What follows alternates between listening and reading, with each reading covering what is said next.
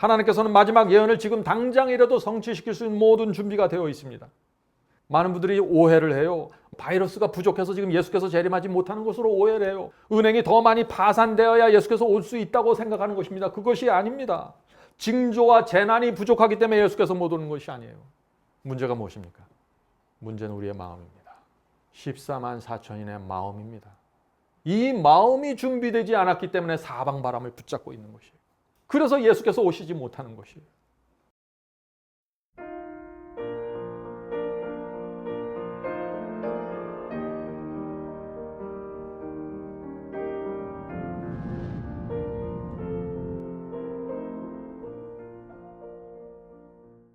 오늘도 지난 시간에 있어서 늦은비 성령에 대해서 살펴볼 것입니다. 늦은비 성령도 성령입니다. 그러므로 우리가 성령이 무엇인지, 그 성령의 역사가 우리의 마음속에서 어떻게 이루어지는지 정확하게 알아야 늦은비 성령을 이해할 수 있게 된다 하는 것입니다. 성도 여러분, 예수께서 재림하시기 직전에 나타나는 마지막 징조가 있다고 제가 말씀드렸습니다. 그것이 무엇일까요? 그 마지막 징조가 이루어지는 모습을 보면은 예수께서 재림하시는 모습도 우리가 볼 수 있는 것입니다. 그것이 마지막 징조입니다. 그것이 무엇입니까? 마태복음 24장 14절입니다. 마태복음 24장 14절. 이 천국 복음이 모든 민족에게 증거되기 위하여 온 세상에 전파되리니 그제야 끝이 오리라. 마지막 징조가 무엇입니까? 천국 복음이 모든 민족에게 전파되는 것입니다. 그때가 되면 예수께서 오실 것입니다. 세상 끝이 되는 것입니다. 자, 그런데 문제는 누가, 어떤 사람들이 그 천국 복음을 세상 끝까지 전파할 것이라 하는 그 질문이 던져질 수 있는 것입니다. 초대교회 1세기 때에는 제자들과 초대교회 성도들과 사도들이 그 역할을, 그 사명을 감당했습니다. 자, 그렇다면 마지막 때에는 과연 누가 복음을 땅 끝까지 전파하는 사명을 받게 될까요? 이 질문에 대한 대답이 성경에 나와 있을까요? 오늘 우리가 이 문제를 좀 살펴보려고 하는 것입니다. 만일 우리가 이 질문에 대한 답을 오늘 우리가 성경 속에서 발견한다면 어떻게 될까요? 우리의 생애는 완전히 달라질 수밖에 없는 것입니다. 제가 결론부터 말씀을 드리면은 14만 4천인이 준비되어야 천국 복음이 땅 끝까지 전파될 수 있다는 것입니다. 이것이 결론입니다. 그런데 어떻게 그들이 누군데 이 14만 4천인이 온 땅에 복음을 전파하게 될까요?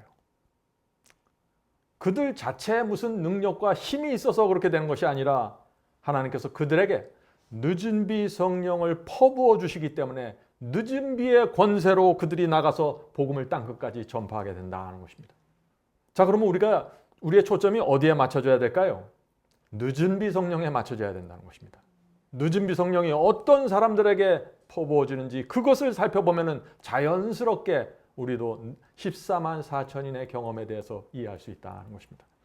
자, 그러면 늦은 비 성령을 받는 문제에 대한 예언을 우리가 지금부터 좀 살펴보도록 하겠습니다. 요한계시록 6장 마지막 부분에 가면은 예수께서 재림하실 때 이 땅에서 일어나는 아주 두려운 참담한 장면이 거기에 나옵니다. 요한계시록 6장입니다. 6장 14절부터 17절입니다. 요한계시록 6장 14절부터 17절. 하늘은 종이 축이 말리는 것 같이 떠나가고 각 산과 섬이 제 자리에서 옮기오매. 자, 이 장면이 어떤 장면입니까? 예수께서 재림하실 때 하늘과 땅에서 엄청난 일들이 생기는 장면이죠. 산과 섬이 움직이는 무서운 지각 변동이 있게 될 것입니다. 계속해서 읽겠습니다. 땅의 임금들과 왕족들과 장군들과 부자들과 강한 자들과 각종의 자주자와 굴과 산 바위 틈에 숨어. 자, 여기 있는 사람들은 바위 틈에 숨어 있는 사람들이라고 했습니다. 산과 바위에게 이르되 우리 위에 떨어져 보좌에 앉으신 이의 낫에서와 어린 양의 진노에서 우리를 가리우라. 어떤 장면입니까? 예수께서 재림하실 때 두려운 악인들의 모습이죠. 굴과 바위 틈에 숨어 있는 악인들의 모습입니다. 그들이 그리스도의 재림을 보면서 산과 바위와 차라리 나에게 떨어져서 저 보좌에 앉으신 그리스도의 얼굴을 내가 보지 않았으면 좋겠다고 소리치는 것입니다. 이것이 지구 마지막 날의 장면입니다. 자, 그때 그 장면에서 놀라운 질문이 던져집니다. 그 질문이 17절 마지막 절입니다. 그들의 악인들의 진노의 큰 날이 이르렀으니 누가 능히 서리요 하더라. 성도 여러분, 예수께서 오실 때 수많은 악인들이 멸망당하는데 그런 상황에서 이 질문이 던져지는 것입니다. 그것은 진노의 심판날에, 마지막 재림의 날에 누가 능히 설 것인가? 그렇다면 그날에 서 있는 자들이 있다는 거죠. 바위 틈에 들어가서 숨지 않는 자들이 있다는 것입니다. 의인들이 있다는 것입니다. 다시 말해서 이 질문은 이런 뜻입니다. 누가 지구 역사의 마지막 일어나는 그 짐승의 표 환란과 칠장을 살아서 통과하며 승리할 것인가? 어떤 성도들이 최후의 승리자가 될 것인가? 그리스도의 재림을 누가 맞이하게 될 것인가? 예수께서 오실 때 누가 그분의 얼굴을 대면할 것인가? 이 질문입니다. 자, 이 질문은 정말 중요한 질문이죠. 요한계시록 6장 마지막 절에서 이 질문을 던진 다음에 요한계시록 7장 1절부터 이 질문에 대한 대답이 나오는 것입니다. 근데 그 대답 속에 14만 4천이 등장하는 것입니다. 그래서 요한계시록 7장의 답은 이것입니다. 14만 4천인이 마지막 날에 설 것입니다 라는 것이 7장의 대답입니다. 성도 여러분, 이 놀라운 사실은 이 14만 4천인이 준비되고 있는 시간이 지금 이 시대라는 것입니다. 그래서 이 14만 4천이 중요하고 늦은 비가 중요한 것입니다. 저와 여러분이 살아있는 동안 이 예언이 14만 4천이 형성되는 이 예언이 성취되면 예수께서 오신다는 것입니다. 14만 4천인이 찾으면, 그들이 준비가 되면 그리스도의 재림은 더 이상 지체될 필요가 없는 것입니다. 자, 요한계시록 7장 1절부터 보겠습니다. 요한계시록 7장 1절. 이 일 후에 내가 네 천사가 땅 네 모퉁이에 선 것을 보니, 자, 이 장면 여러분들 잘 아시는 장면이죠. 지구의 동서남북에 네 천사가 있습니다.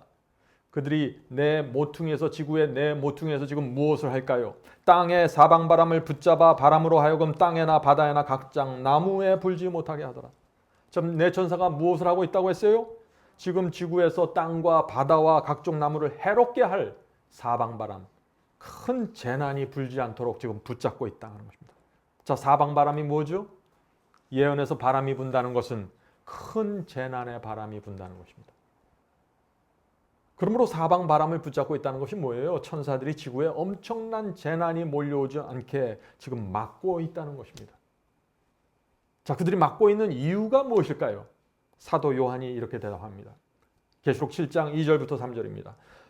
또 다른 천사가 살아계신 하나님의 인을 가지고 해돋는 데로부터 올라와서 땅과 바다를 해롭게 할 권세를 얻은 네 천사를 향하여 큰 소리로 외쳐 가로되 우리가 하나님의 종들의 이마에 인치기까지 땅이나 바다나 나무나 해하지 말라 하더라. 자, 네 천사가 언제까지 바람을 붙잡는다고 했습니까? 하나님의 종들의 이마에 인치는 일이 끝날 때까지 재난의 바람을 붙잡는 것입니다. 자, 그렇다면 우리가 이제 질문을 해야죠. 하나님께서 어떤 성도들에게 인을 치실까요? 지금 네 천사가 사방 바람을 붙잡고 있는데 그 시간 동안 하나님께서 어떤 성도들의 이마에 인을 치냐 하는 것입니다. 이 질문은 중요하겠죠. 바울은 인침의 과정을 설명합니다. 이런 과정을 통해서 하나님께서 성도들에게 인을 친다는 것입니다. 자, 디모데후서 2장 19절입니다. 디모데후서 2장 19절. 하나님의 견고한 터는 섰으니, 자, 이것이 인침의 첫 번째 단계입니다. 우리 마음에 견고한 터가 세워져야 한다는 것입니다. 견고한 터는 섰으니 인침이 있어 일렀으되 주께서 자기 백성을 아신다 하며, 자, 두 번째는 뭐예요? 견고한 터가 마음에 세워지면은 두 번째, 하나님께서 그 백성을, 내가 이 백성을 안다라고 선언하시는 것입니다. 주께서 자기 백성을 아신다 하며 또 자기 주의 이름을 부르는 자마다 불의에서 떠나갈지어다 하였느니라. 자, 불의에서 떠나가는 경험, 이것이 세 번째 경험입니다. 자, 인침의 첫 번째 단계가 무엇인가요? 하나님의 견고한 터가 마음에 세워져야 한다 그랬습니다. 자, 하나님의 견고한 터가 무엇인가요? 우리 마음에 하나님의 진리의 터가 확고부동하게 세워져야 한다는 것입니다. 이 사람이 말하면 이렇게 흔들리고 저 사람이 말하면 저렇게 흔들리고 이 설교 흔들리면 이렇게 흔들리고, 그렇게 흔들리는 것이 아니라 성경 속에 들어가서 말씀을 확인함으로 세워지는 터가 견고한 터입니다. 자, 왜 진리의 터가 이 견고하게 먼저 세워져야 할까요? 우리의 경험은 우리가 믿는 말씀에 따라 이루어지게 됩니다. 우리가 어떤 말씀을 믿느냐에 따라 우리 경험이 따라갑니다. 예정론을 믿으면 우리의 경험이 예정론을 따라갑니다. 한번 구원받으면 영원히 구원받는다는 진리를 믿으면, 가르침을 믿으면 우리의 경험도 그렇게 꼴지어져 가는 것입니다. 죄를 이길 수 없다는 교리를 물으면 죄에 대한 승리는 생각도 하지 않고 살아가게 되는 것입니다. 우리가 어떻게 믿느냐에 따라서 경험이 따라가는 것입니다. 그러나 죄를 이길 수 있다는 진리를 붙잡으면 어떻게 될까요? 이기는 경험을 하게 해달라고 하나님께 매달리게 되겠죠. 똑같은 교회 다니지만은 내가 무엇을 믿느냐에 따라 우리의 경험은 전혀 달라지는 것입니다. 그래서 중요한 것은 진리에 대한 확신이 먼저 세워져야 된다는 것입니다. 그래야 그 확신만큼 우리의 영적인 경험도 분명하게 진행되는 것입니다. 왜 경험이 분명하지 않나요? 진리에 대한 확신이 흔들리고 있는 것입니다. 물론 우리가 부족하고 실수할 수 있습니다. 그러나 적어도 내 마음속에서 진리가 무엇이고 하나님의 뜻이 무엇인지에 대한 분명한 이해는 세워져야 하는 것입니다. 이것이 없으면 경험은 시작할 수 없는 것입니다. 자, 두 번째 단계입니다. 두 번째 단계. 인침이 있어 일렀으되 주께서 자기 백성을 아신다 하며. 자, 우리가 진리 위에 확고하게 서 있으면은 하나님께서 그런 우리를 알아보시고 내가 이 사람을 안다고 선언하시는 것입니다. 그것이 인침입니다. 인친다는 것은 소유권을 주장한다는 것입니다. 성도 여러분, 하나님께서 우리에 대해서 소유권을 주장하면서 인을 치실 수 있는 근거가 있어야 될 거 아니에요. 근거가. 내가 단순히 진리를 이해했다고 그것을 근거로 삼을 수 없어요. 네? 바울은 그 근거를 이렇게 말합니다. 또 주의 이름을 부르는 자마다 불의에서 떠날지어다 하였느니라. 하나님께서 우리를 인치시는 근거가 뭐예요? 우리가 불의와 죄에서 떠나는 모습을 하나님께서 확인하시기 때문에 인을 쳐주신다는 것이죠.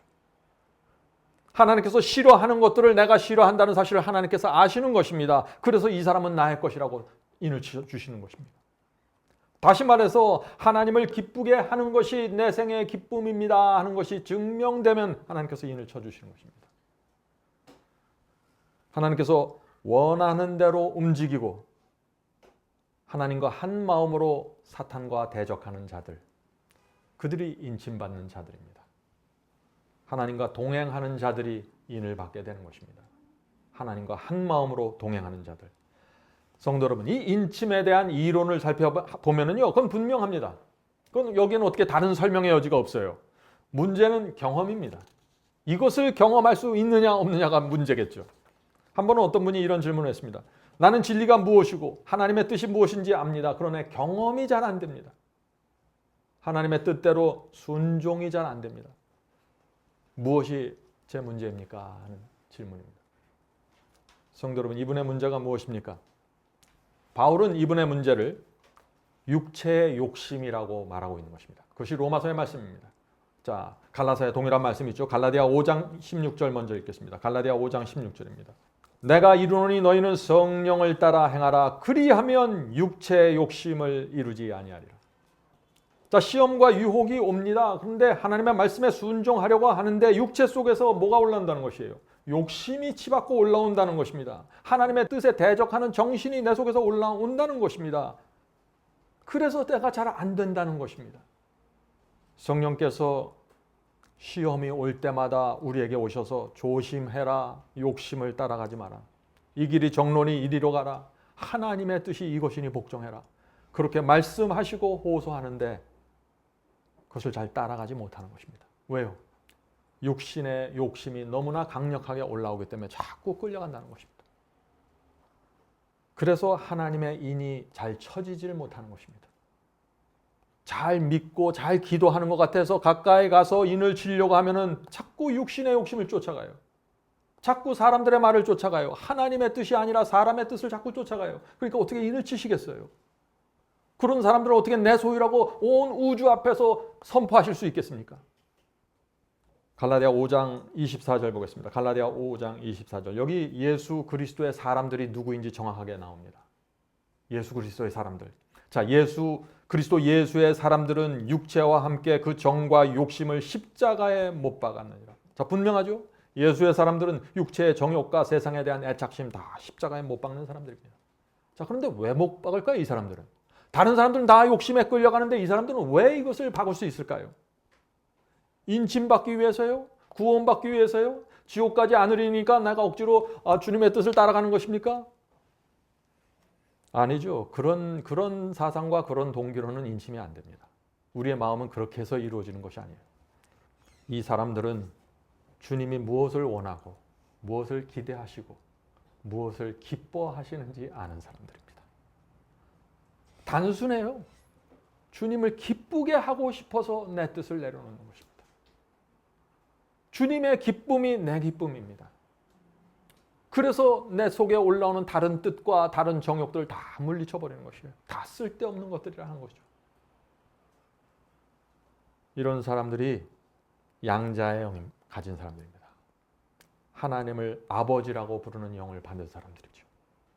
주님을 기뻐하기 위해서, 주님을 기쁘시게 하기 위해서 내 뜻을 내려놓겠습니다. 아버지 뜻이 맞습니다. 제 뜻은 틀립니다. 성도 여러분, 이 인침은요, 성령의 역사입니다. 성령께서 내 완악한 마음 밭을 갈아엎어 주셔야 되는 것입니다. 강팍한 고집을 버리도록 성령께서 도와주셔야 되는 것입니다. 그리스도의 모든 경험은 성령의 역사로 이루어지는 것인데 많은 사람들이 이 성령의 역사에 익숙치 않아요. 성령이 어떻게 내 안에 들어와서 나를 끌어가는지 이걸 잘 모르는 것입니다. 그래서 열심히 주님을 믿으려고 하는데 자꾸 경험이 왜곡되고 자꾸 좌절하게 되는 것입니다. 오늘 우리가 그 문제를 좀 깊이 좀 살펴보려고 하는 것입니다. 성도 여러분, 성령이 없으면은요 아무 열매도 없습니다. 성령을 받으셔야 돼요. 성령. 오늘날 기독교에서 성령을 받아서 뭐 등줄기가 후끈하고 뭐 이상한 거 하는데 그런 걸 말하는 거 아니에요. 성령을 통해서 내 육신의 정욕을 십자가에 못 박는 그들이 그리스도의 예수의 사람이라고 바울이 말하지 않습니까? 성령이 없이 나 혼자 애쓰면 어떻게 될까요? 세속적이고 유치하게 되고 위선자가 됩니다. 성령의 은혜가 마음에 없으면 삶은 메마르고 감동이 없게 됩니다. 공허하게 되고 양심의 가책을 자꾸 느끼게 되고 좌절감에 짓눌린 슬픈 생애를 살게 되는 것입니다. 그래서 우리의 소망은 성령의 역사입니다. 오늘 많은 분들이 이 육체를 십자가에 못 박는 이 경험을 많이 오해하고 있습니다. 자, 육체의 욕망을 십자가에 못 박는다는 것이 무슨 뜻입니까? 내 속에서 악한 욕망들이 언제 올라오나 자꾸 기다리고 있다가 그것이 고개를 내밀고 올라오면 확 때려잡는 것이에요? 많은 분들이, 어떤 분들이 그렇게 생각하는 분들이 있는데 그것은 아니죠. 죄된 욕망은 우리 힘으로 때려잡을 수 있는 것이 아니에요. 그것이 고개를 들고 쳐들고 올라오기 시작하면은 아주 짧은 시간에 압도돼 버립니다. 그것이 죄인의 모습이에요. 그래서 우리 마음속에 성령께서 계셔야 되는 것이에요. 성령께서 우리 마음에 임재하고 우리 마음을 지배하고 있어야 됩니다. 그래야 육체의 욕망이 올라올 때 내가 성령을 의지해서 십자가에 그것을 못 박게 되는 것입니다. 많은 분들이 성령의 임재가 없는 상태에서 육체의 욕망을 못 받고 노력하다가 좌절하는 것이에요. 그래서 오늘 이 문제를 원인부터 우리가 살펴보고 해결책을 제시해야 되는 것입니다. 그러므로 우리는 이런 질문을 해야 되는 것입니다. 어떻게 하면 우리 속에 성령께서 임재하실 수 있을까요? 중요한 문제입니다. 이 질문에 대한 답을 갖고 있어야지 참된 그리스도인의 생애가 가능해지는 것이에요.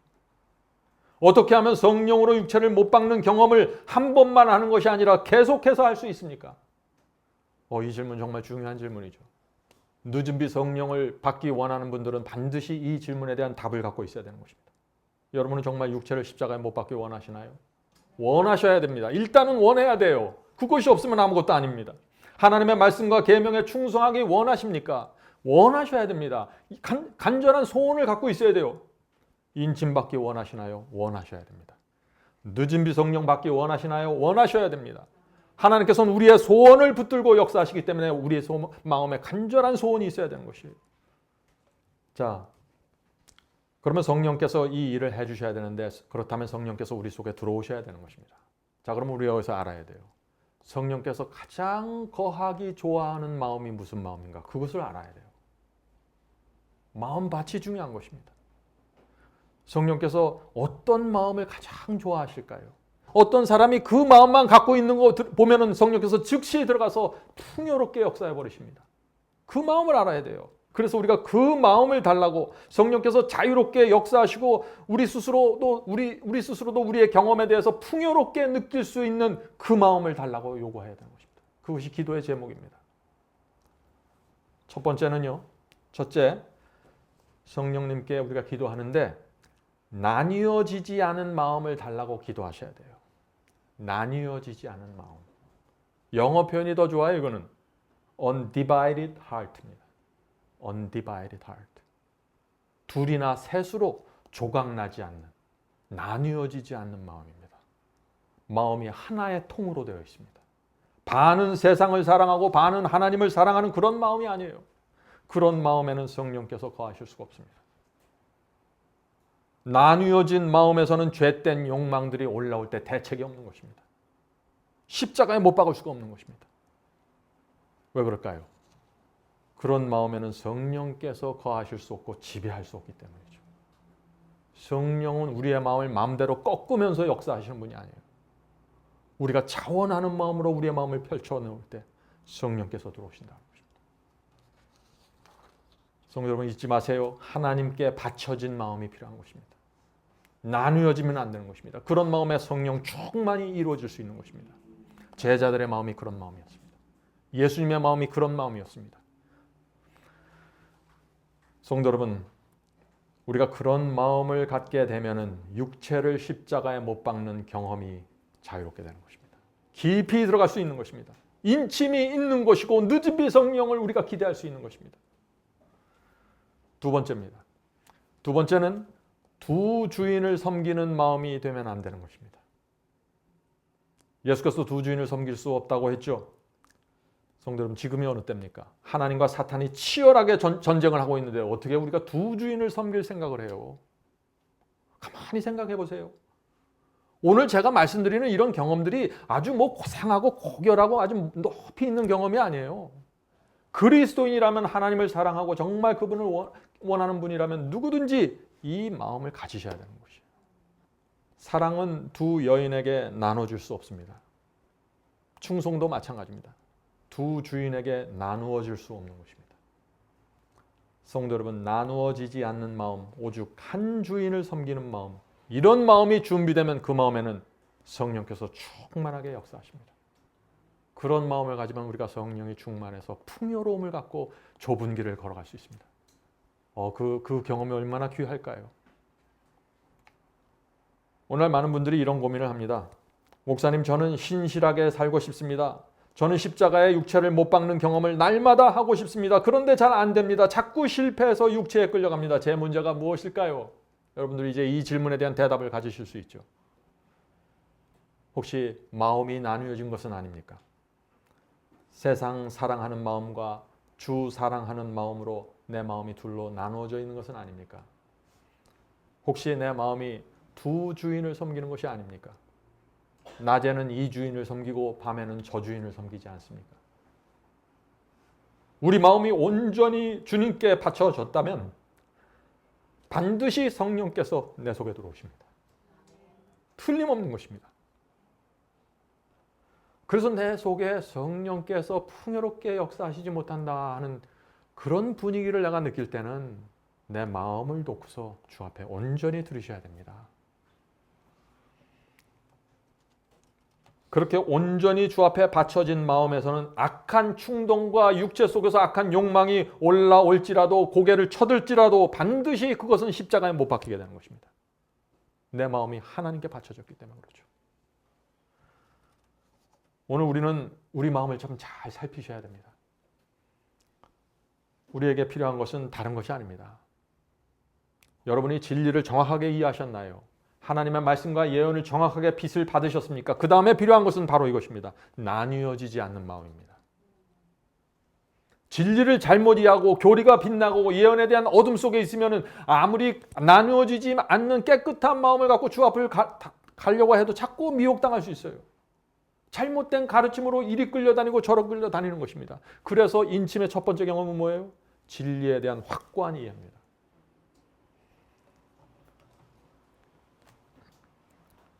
성도 여러분, 이제 그러면 우리가 이제 오늘부터 해야 될 일이 있는 것입니다. 나뉘어지지 않은 마음, 한 주인만 섬기는 이 마음을 달라고 성령께 매달려야 되는 것입니다. 이것도 내 마음대로 만들 수 있는 마음이 아니에요. 제가 말씀드렸죠. 영적인 경험은 처음부터 끝까지 성령께서 해주셔야 되는 것이에요. 우리는 매달리는 것입니다. 내 소원을 간구하면서 하나님, 내 소원이 이겁니다. 진짜 내 소원이 이겁니다. 도와주세요. 이렇게 할 때 도와주시는 것입니다. 성도 여러분, 우리는 하늘 가는 나그네가 아닌가요?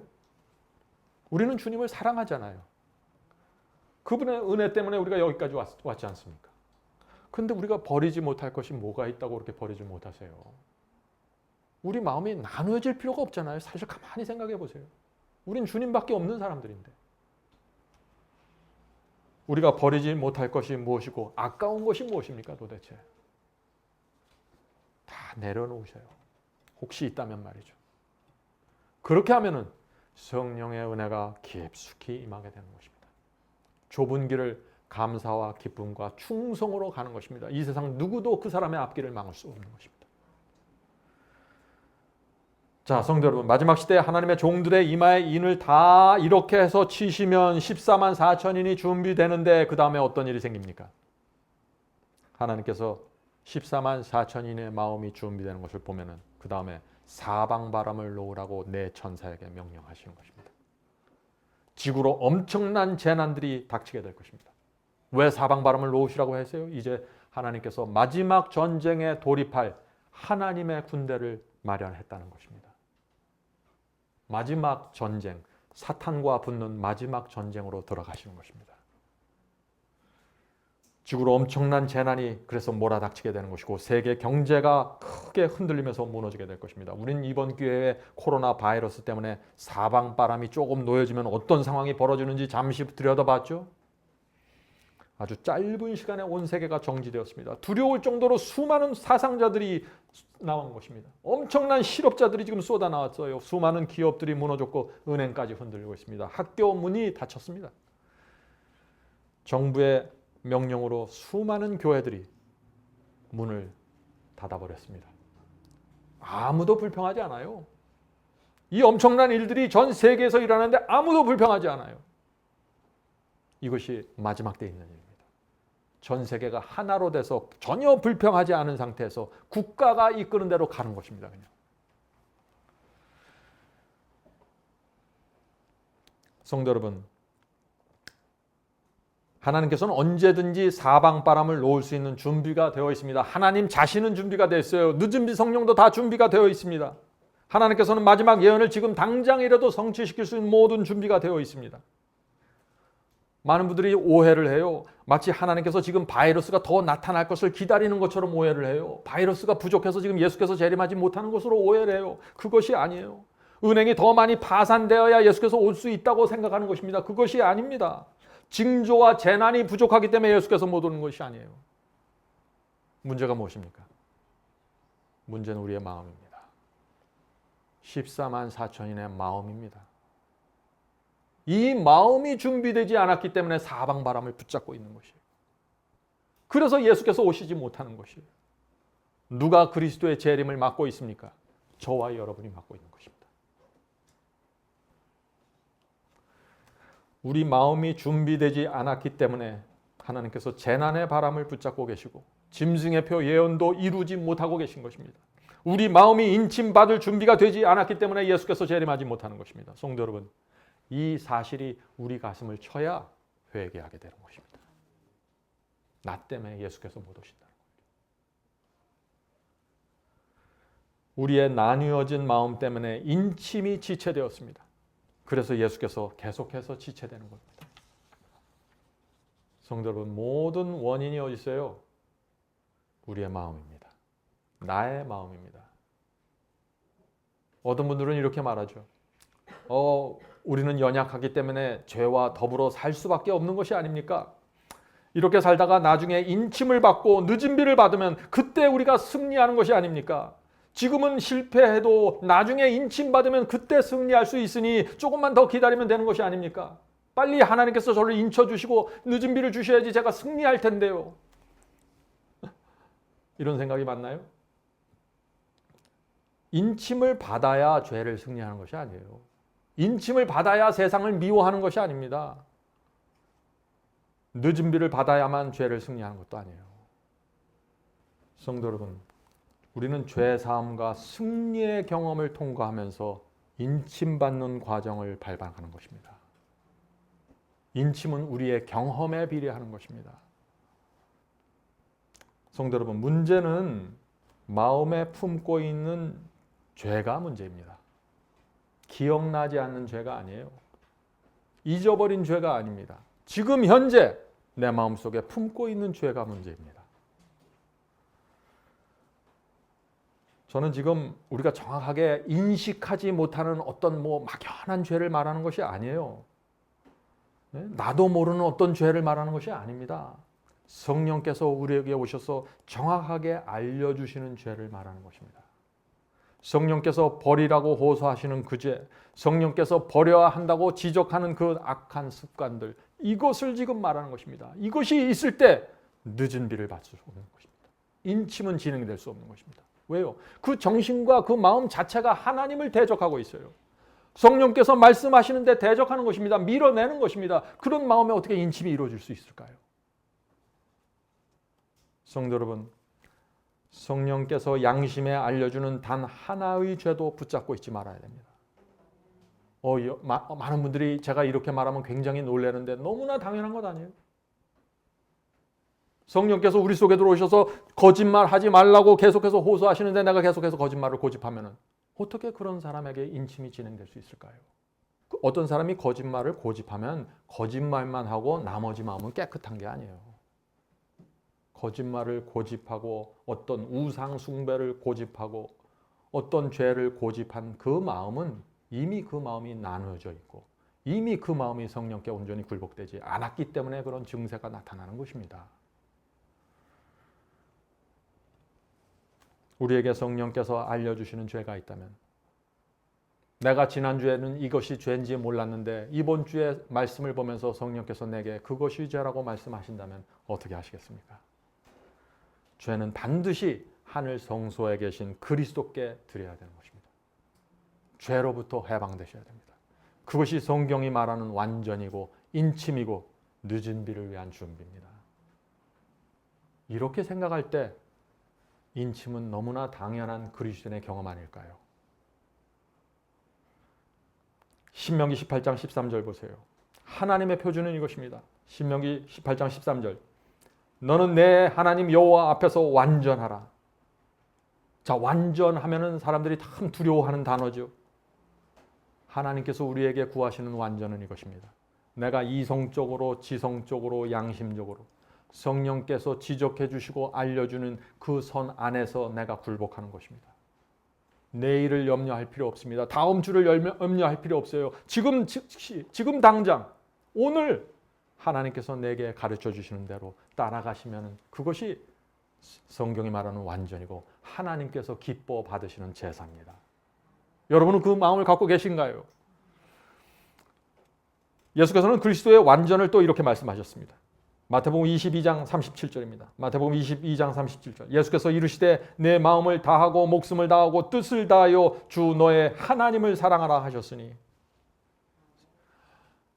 성도 여러분, 이것이 하나님께서 인치시는 성도의 마음입니다. 그래서 제가 늘 말씀드리는 것이에요. 하나님께 모든 것을 드리고 이 세상을 나그네처럼 주만 사랑하면서 살면 되는 것입니다. 주께서 내 장래를 책임지시고 내 인생을 책임지시고 내가 가는 길을 다 보호해 주시고 인도하신 것입니다. 제가 인침과 이 늦은 비의 경험에 대해서 말씀을 나눌 때마다 끊임없이 던져지는 질문이 있습니다. 그 질문이 어떤 것일까요? 그 질문은 이것입니다. 이 타락한 세상에 살고 있는 사람이 어떻게 죄를 버릴 수 있습니까? 이 세상에 살고 있는데 어떻게 내가 이 세상을 버릴 수 있습니까? 하는 질문이죠. 여러분 어떻게 생각하시나요? 그런 질문을 갖고 있는 분들에게 제가 말씀을 들려드리고 싶습니다. 제가 이제 한 글을 읽어드리는데 이 글을 읽을 때 성령께서 우리 모두의 마음속에 좀 역사해 주시길 제가 간절히 바랍니다. 예수께 가는 길 47페이지입니다. 예수께 가는 길 47페이지. 그대들은 그리스도께 모든 것을 바치는 것이 너무 큰 희생이라고 생각하는가? 그리스도께서 나를 위하여 무엇을 주셨는가 스스로 깊이 생각해 보라. 하나님의 아들은 우리를 구속하기 위하여 모든 것을 주셨다. 성도 여러분, 무슨 뜻입니까? 하늘이 우리에게 모든 것을 주셨다는 것입니다. 심지어 하나님의 아들까지 주셨어요. 하나님의 아들이 이 땅에 오시기 위해서 무슨 결정을 하셨나요? 어떤 이름 없는 여인의 자궁 속에 들어가서 10달 동안 웅크리고 앉아있기로 결정하신 것이에요. 이 우주를 창조하신 하나님께서 여인의 뱃속에 들어가기로 결정한 것입니다. 희생 아닌가요? 상상할 수 없는 희생이에요. 태어나면서부터 애비 없는 자식이라가 놀림을 받았습니다. 더럽고 가난한 곳에서 33년을 사셨습니다. 창기와 세리와 식사를 했습니다. 희생 아닙니까? 엄청난 사랑 아닌가요? 저와 여러분이 뭐길래 하나님께서 그런 결정을 하셔야 됩니까? 우리는 하나님의 이런 결정 앞에서도 마음이 완악한 게 문제예요. 완악한 것이. 가난한 자와 함께 사셨습니다. 병든 자를 치료했었어요. 그러나 결국에 제자들에게 배신당했습니다. 십자가에 매달리셨죠. 아무도 감사하지 않은데 예수께서는 저와 여러분의 죄를 몸으로 지고 정죄와 저주 속에서 십자가에서 돌아가셨습니다. 사랑 아닙니까? 감당할 수 없는 은혜입니다. 이 은혜에 우리가 어떻게 반응해야 될까요? 성령께서 우리의 마음을 이 그리스도의 사랑과 은혜를 보여주면서 우리를 굴복시키기를 원하시는 것입니다. 계속해서 읽겠습니다. 그처럼 큰 사랑을 받은 우리가 어찌 우리의 마음을 그분께 바치기를 주저하는가? 성도 여러분, 온 하늘이 이상하게 보는 것이 있어요. 우주의 왕 그리스도를 이 땅을 위해서 저 죄인들을 위해서 내려가게 하고 고생시키고 죽임을 당하게 했는데 그것이 하늘의 결정인데 아무도 감사하지 않는 것이에요. 어떻게 그럴 수가 있습니까? 이웃집에 가서 떡을 한 사발 먹어도 감사하다고 말하는 사람들이 어떻게 하늘왕의 죽음에 대해서 이렇게 무덤덤할 수가 있어요? 왜 그럴까요? 성령을 거절하는 것입니다. 성령에 대해서 너무나 완악해요. 그런 사랑을 받은 우리가 어떻게 주의 말씀과 계명을 거절할 수 있냐 하는 것입니다. 도무지 불가능하게 보이는 것을 지금 그런 모습으로 지구인들이 살아가고 있어요. 하늘이 그래서 이해를 못하는 것입니다. 어떻게 하늘이 그런 사람들에게 인치는 하나님의 결정에 동의할 수 있겠어요? 안 되는 것이죠. 계속해서 읽겠습니다. 지나간 생애의 순간마다 우리는 그리스도의 은혜와 축복을 받아왔다. 우리의 죄 때문에 찔림을 받는 그리스도를 바라보면서도 그분을 배신했고 그분의 모든 사랑과 희생을 멸시하는 뻔뻔스러운 행동을 얼마나 더 하려고 하는가? 우리가 언제까지 이렇게 살아야 됩니까? 성도 여러분, 우리의 신앙이 실제가 돼야 돼요. 십자가가 실제가 돼야 됩니다. 그분의 사랑과 은혜가 실제가 돼야 돼요. 그래야 여러분이 바이블 칼리지를 통해서 받은 그 수많은 빛들이 능력이 돼서 여러분의 생애를 끌고 갈 것입니다. 더 이상 성령의 호소에 등을 돌리지 맙시다. 우리가 언제까지 그리스도의 재림을 이렇게 지체시킬 수 있겠습니까? 계속해서 읽겠습니다. 성경이 내 자신을 버리고 세상의 영광으로부터 등을 돌려야만 영생을 얻을 수 있다고 가르친다고 해서 우리가 성경의 가르침을 원망할 것인가? 오늘날 얼마나 많은 분들이 주님을 사랑한다고 하면서 성경 말씀을 읽으면 내가 이렇게까지 순종해야 됩니까? 하고 자꾸 원망을 하는 거예요.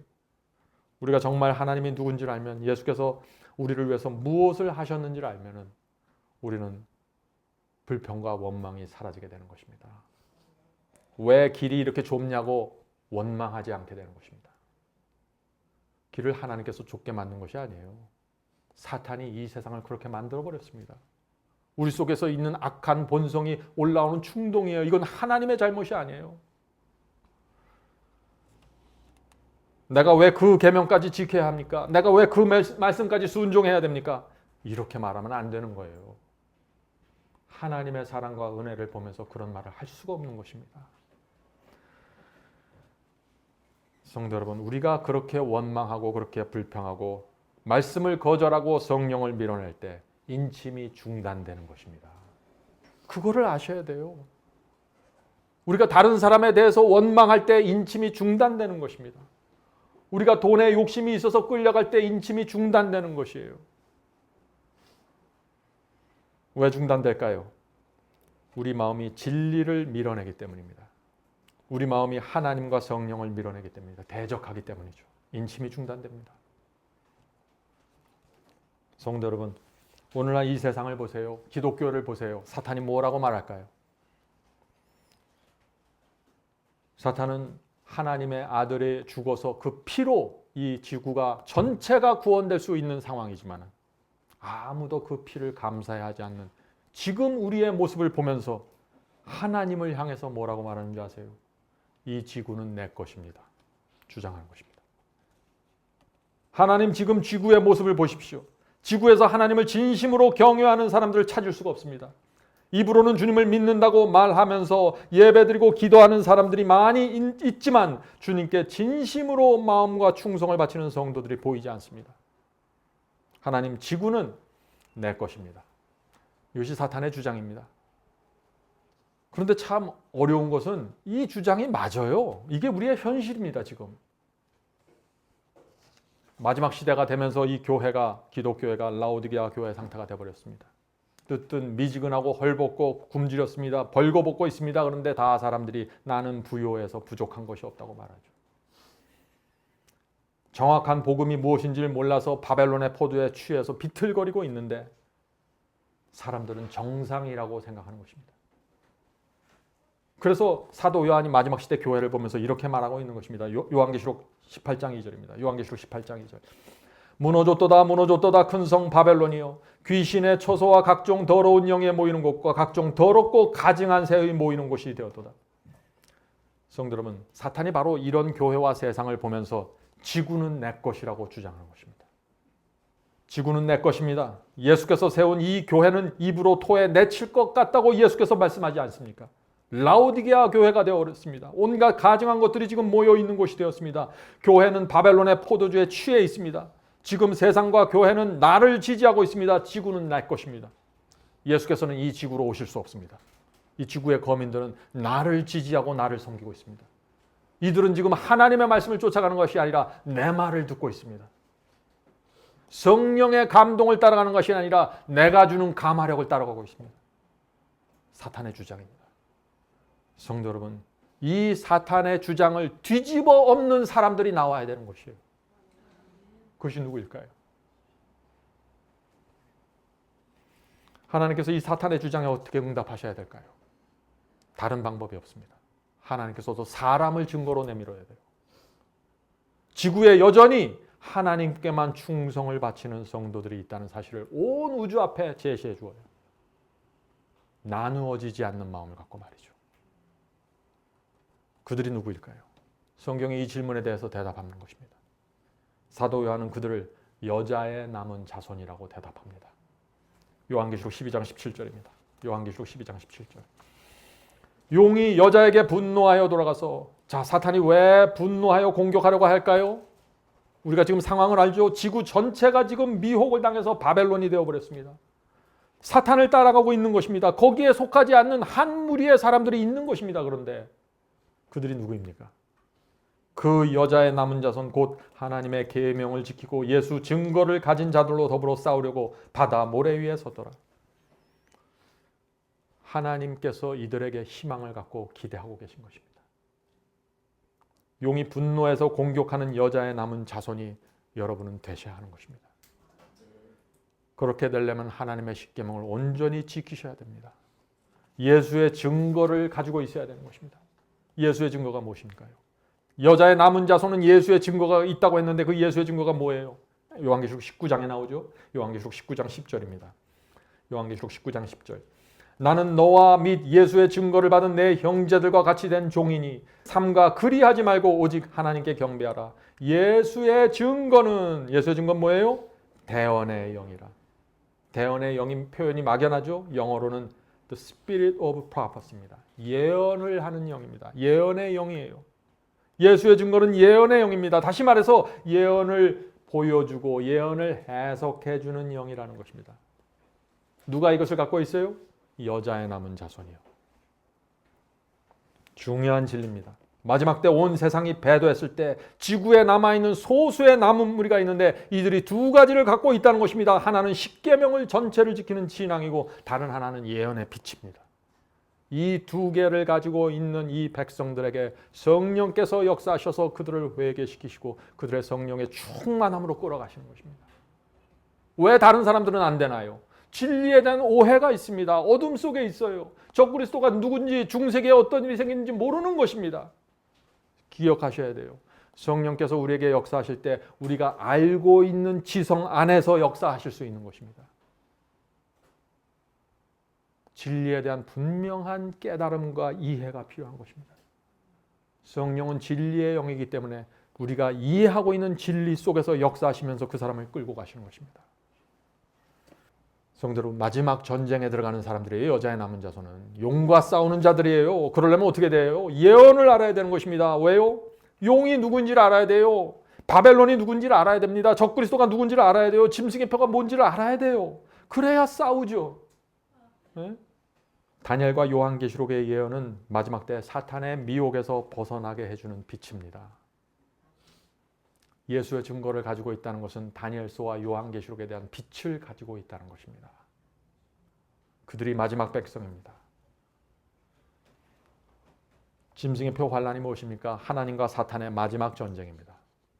이 전쟁에 들어가기 전에 예수께서 제자들에게 주셨던 그 온전한 말씀과 계명과 예언의 빛이 회복되어야 되는 것입니다. 마지막 여자의 남은 자손에게 그것이 회복되는 것입니다. 성도 여러분, 우리가 그런 부르심을 받고 있다고 생각하면 밤에 잠이 옵니까? 네? 돈 몇 푼 갖고 서로 아웅다웅 할 수 없잖아요. 잘 생각해 보세요. 우리의 삶이 어떻게 돼야 되는지. 우리의 삶이 능력으로 인도함을 받아야 돼요. 교리 몇 가지 이해 갖고 짜맞추려고 하지 마세요. 그거 갖고 되는 게 아니에요, 이것이. 하나님께서는 이 여자의 남은 자손 14만 4천입니다. 이 여자의 남은 자손에 대한 큰 사랑과 기대를 갖고 우리를 보고 계십니다. 이 세상 누구보다도 깊은 관심을 갖고 저와 여러분의 생애를 끌고 가시는 것입니다. 여러분 생애에 시련이 오십니까? 하나님께서 허락하신 거예요. 지금 하나님께서 온 우주를 향해서 그래서 이렇게 외치는 것입니다. 우주의 천사들이여 내 말을 잘 들어보십시오. 지금 교회는 힘을 잃고 쓰러져 있는 것처럼 보입니다. 그러나 나는 14만 4천인을 기대하고 있습니다. 나는 여자의 후손을 믿습니다. 그들은 죄를 범했습니다. 그러나 십자가의 피로 용서받고 정결하게 되었습니다. 그들은 부족하지만 어린 양이 인도하는 대로 따라가는 자들입니다.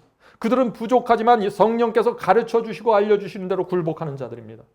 14만 4천에는 지구 역사의 가장 타락한 세대에서 가장 극렬한 시험을 받고 있지만 그들은 성령을 따라가고 있습니다. 내가 그들의 이마에 인을 쳤고 내 소유로 삼았습니다. 사탄은 인간은 하나님께 순종할 수 없다고 거짓말하지만 이 여자의 후손은 사탄의 입을 최종적으로 틀어막을 것입니다. 그들의 생애를 통해서 막게 될 것입니다. 그들은 지구 역사 최대 환란, 짐승의 표 환란에서 핍박당하고 목숨이 위태로울지라도 끝까지 나의 계명을 지키면서 충성을 바칠 것입니다.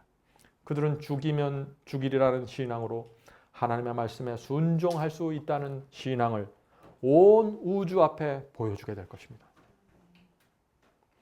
우주의 천사들이여 조금만 기다려 주십시오. 지금 내가 14만 4천을 모아서 준비시키고 있습니다. 나는 그들에게 인을 치고 늦은 비 성령을 퍼부어 줄 것입니다. 그들은 나의 권세로 앉은 맹인을 일으키고 죽은 자를 살리고 한 번의 설교로 단 한 번에 수천 명을 회개시키는 능력을 받게 될 것입니다. 그들은 성령의 권세로 천국 복음을 온 세상에 전파할 것입니다. 그때 바벨론이 무너지고 수많은 영혼들이 나의 백성이 돼서 나오게 될 것입니다. 그들은 복음을 땅 끝까지 전파할 것이고 예수께서 재림할 것입니다. 그때 나를 위해서 충성을 바쳤던 모든 시대의 의인들이 부활하게 될 것입니다. 나는 단 한 사람도 빠지지 않고 그들을 기억하고 무덤에서 꺼집어낼 것입니다. 그때 온 우주는 하나님의 사랑과 심판은 완전하다고 동의하게 될 것입니다. 사탄의 마지막 공격을 이긴 그들의 충성 때문에 이 우주에서 죄에 대한 핑계가 영원히 사라지고 평화가 확보되는 것입니다. 성도 여러분, 이것이 하나님께서 저와 여러분에게 갖고 있는 기대입니다. 이런 기대를 생각하면 저 역시 두렵습니다. 너무나 부족하기 때문에 그렇죠. 내가 얼마나 부족한 것을 알면 할수록 우리는 주님께 매달릴 수밖에 없는 것이죠. 분명한 것은 내 의지와 내 결심으로 해결되는 일이 아니라 성령의 은혜를 받는 데 초점이 맞춰진 것입니다. 날마다 성령께서 내 마음속에서 역사하시는 데 초점이 맞춰지는 것입니다. 그게 되면은 되는 것입니다. 그래서 마지막 때 하나님의 영광이 온 땅을 환하게 하는 예언이 나오는 것입니다. 요한계시록 18장 1절입니다. 이 일 후에 다른 천사가 하늘에서 내려오는 것을 보니 큰 권세를 가졌는데 그의 영광으로 온 땅이 환하여지더라. 성도 여러분, 늦은 비 성령을 받은 성도들이 성령의 권세로 영광으로 온 땅을 환하게 할 그날이 가까이 오고 있습니다. 천국 복음이 이들에 의해서 전파되는 것입니다. 지금 우리 눈에는 상상이 안 되죠. 불가능하게 보이죠. 이 세상은 지금 더 악해질 수 없을 정도로 악해졌습니다. 교회는 깊은 어둠 가운데 있습니다. 하나님의 편이 아닌데 자기는 하나님의 편이라고 생각하고 살아가고 있어요. 더러운 악한 영들이 모이는 곳이 되었습니다. 그런데 반전이 생기는 것입니다. 반전. 짐승의 표 환란이 생기고 반전이 생깁니다. 인침을 받고 늦은 비 성령을 받는 성도들이 그때 나타나는 것입니다. 그들이 이 세상을 뒤집는 것입니다. 지구 역사 최고의 성령의 능력이 이들에게 퍼부어지면서 온 땅이 진리의 빛으로 환하게 빛나는 것입니다. 사탄은 엄청난 핍박으로 막을 것입니다. 자, 성도 여러분, 이제 말씀을 마치겠습니다. 사탄이 무엇을 막을까요? 그렇다면 인이 처지지 않게 막겠죠. 늦은 비 성령을 받으려고 준비하는 자들을 막겠죠. 그들에게 자신의 운명이 걸려 있는 것입니다. 하나님과 사탄의 전쟁의 핵심이 이 늦은 비 성령을 받는 이들에게 걸려 있는 것입니다. 이들이 무슨 힘이 있어서 걸려 있는 거 아니에요. 이들의 역할이 중요한 것입니다. 왜요? 양쪽이 모두 이들을 증인으로 내세우고 있는 것입니다. 하나님께서 이들을 증인으로서 온 세상 앞에 제시할 것입니다. 사탄도 이들을 굴복시키면 지구의 소유권을 얻게 되는 것입니다. 여러분에게, 저에게 정말 감당할 수 없는 특권이 주어지는 것입니다. 어차피 우리는 인생을 살아갈 사람들입니다. 이렇게 살아 저렇게 살아. 한 번 주어진 인생을 우리가 어떻게 살아야 될까요?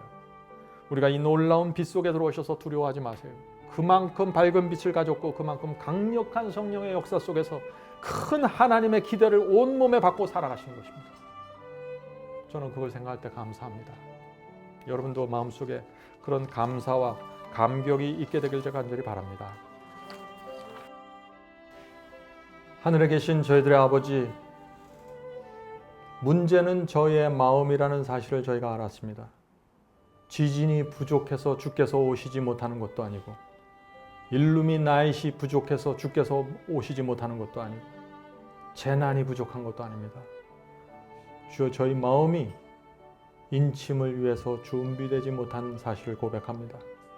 주여, 이 시간에 저희가 저희의 마음을 주 앞에 드립니다. 주여, 받아주시고 성령께서 자유롭게 들어오셔서 저희의 마음을 이끌어 주시고 뒤집어 엎으셔서 겸손하고 온유하게 주님의 말씀을 받는 성도되게 도와주시옵소서. 주께서 네가 십자가를 질 수 있냐고 물어보실 때, 예, 제가 지겠습니다, 주님. 주님의 은혜와 사랑 때문에 제가 주님을 따르기 원합니다라고 대답하게 도와주시옵소서. 저의 온 마음이 주님을 사랑합니다.